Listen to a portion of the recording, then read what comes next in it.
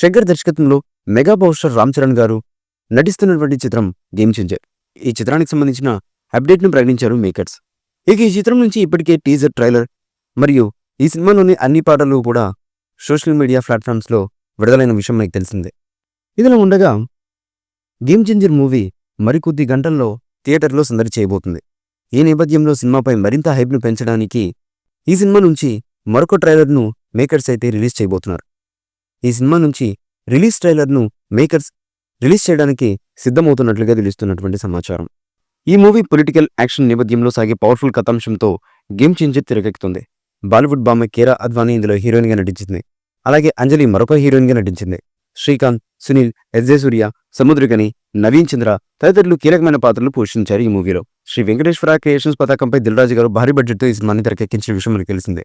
ఇదిలా ఉండగా రాజమండ్రిలో ఇటీవల జరిగినటువంటి గేమ్ చేంజర్ ప్రీ రిలీజ్ వేడుకలో ఈ సినిమాలోని 3 పాటలను మేకర్స్ అయితే లైవ్లో ప్రదర్శించడం జరిగింది.